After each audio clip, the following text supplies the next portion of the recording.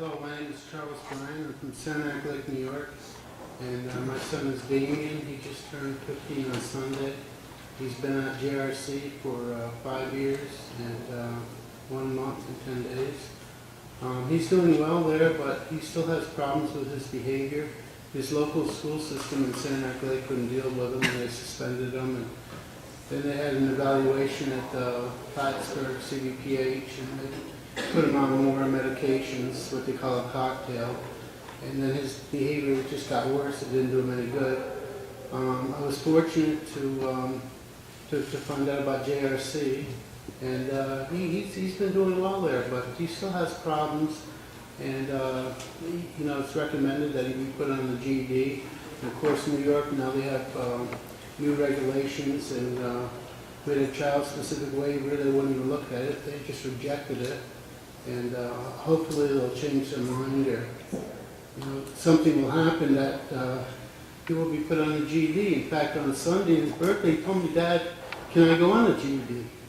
He sees other children that are doing well, and he wants to go on it. And you know, all these rules and regulations, all they do is prohibit the effective treatment for these children. And it's not fair. It's not fair for the parents.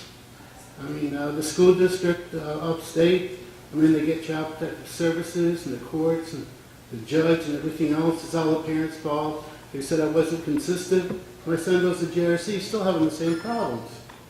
You know, they want to blame someone. They don't want to deal with it. All they want to do is medicate. And I got an ARP bulletin. It was this last month, and they have on the back page all the different drug companies and their profits. And they're either hundreds of millions of dollars or billions of dollars. You're talking about a lot of money. JRC, how many kids are on the GED device? 70 kids? And they make a big deal about it. It's important. It's human rights, but what about the rights of the parents? And you talk about peer-reviewed articles. A lot of these psychologists probably blacklisted if they support that, because of the drug industry. I know the AMA, they won't support like alternative procedures. If your own doctor sees that you've got a medical condition, he knows how to solve it, but it goes against the AMA, he can't do it, otherwise they won't back him up in court. So I mean, you know, what's left for these you know, people? They just don't want to change. They have to change. And it's not just because the drug industry has all these lobbyists and all the power and a lot of money. And if the GED device became widespread, what would happen to all their profits? I mean, they'd lose billions and billions of dollars.